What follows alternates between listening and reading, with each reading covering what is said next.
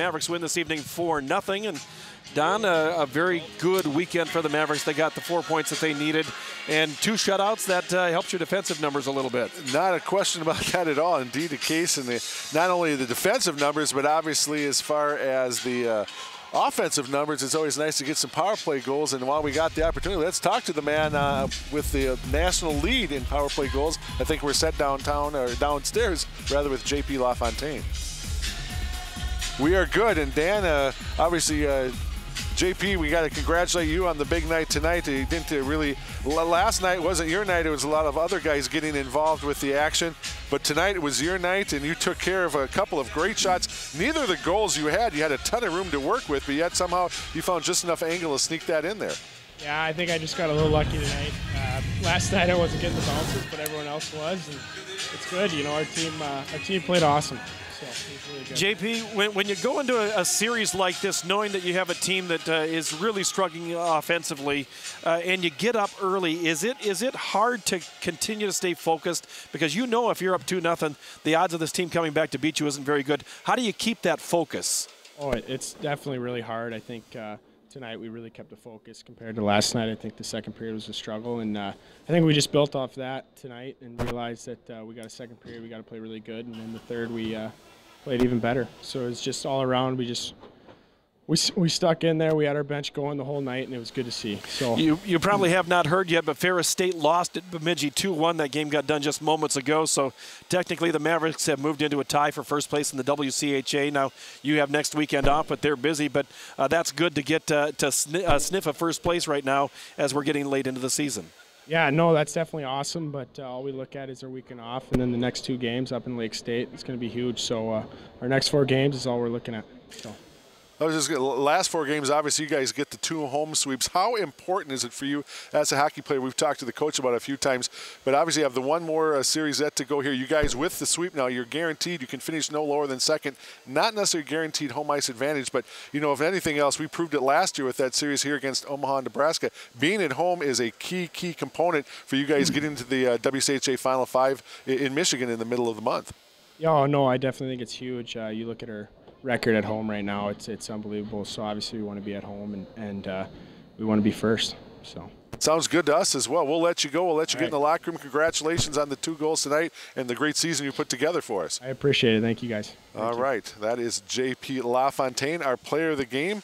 And Dan, as he mentioned, last night the bounces just weren't coming his way, but tonight on a couple of great feeds, he got involved with the scoring early and often. Mavericks with a couple of power play tallies, and there's just a lot of success going on right now in all facets of the game. It has to be if you're going to get 2 shutouts. Well, you know, it's kind of funny. He says, I got lucky tonight.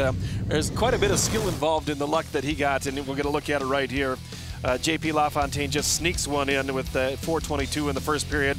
We'll get another look at this shot here. Just very little room to work with whatsoever, but he makes it 1-0 there. Now we're going to get 2 looks at Johnny McInnes. A great pass from Lurkey out in front, and he buries it. Get another look at it from the other side. And just when you're out in front like that, you've got to be able to finish, and the captain did. Second period, things a little bit slow, but then the Mavericks finally get one with LaFontaine, and I don't know how he got that one in. That's a power play goal. Leitner drew the defenders over, passes it over into the circle, and he finishes to make it 3-0 and down. That was a big heartbreaker for Huntsville. I don't think they had any chance after that. Then we'll get a final look at the final goal of the game, an easy backhander for the Mavericks and Chase Grant, and that's the difference in the final score. 4-0 as he finishes there. Mavericks tonight, 65 shots on goal, and you just saw right there Guerrero trying to get back into the game. He did actually get one of the stars here in the building tonight. Mavericks just 65, and as we looked at it, we can't find that kind of a total put on the board in over a decade as far as shots on goal. They only gave up 10. Obviously, you're going to like your chances in that one. Mavericks with the 2 power play goals. Big night overall, and again, the face-offs there, every statistic certainly in favor of the Mavericks. They could have won this game 7 or 8-0, and really outside of Guerrero's play, it was the only reason it was as close as it was.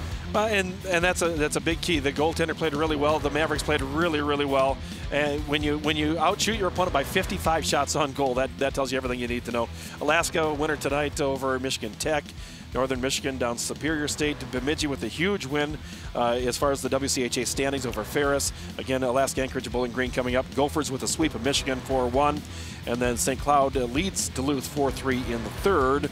Also out of town, Denver with the win over Nebraska, Omaha, Wisconsin, and Ohio State 3-2. So apparently Wisconsin can play something other than a 2-1 game. And as you look right now, Mavericks and Ferris State tied at 34, but again, Ferris State has games next weekend. The Mavericks don't, so they could extend that lead to as many as 4 points. But the Mavericks now are guaranteed of nothing worse than second place in the WCHA.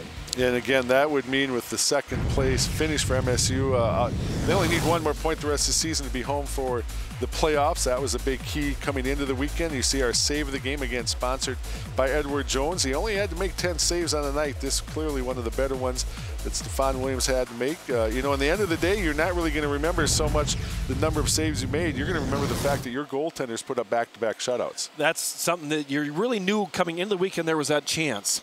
But you got to do it, and the Mavericks did it. They limited the shots on goal. The goaltenders made the plays when they had to, and they were able to come away with 60 minutes 2 nights in a row without allowing a goal, and very few teams in the country are able to do that.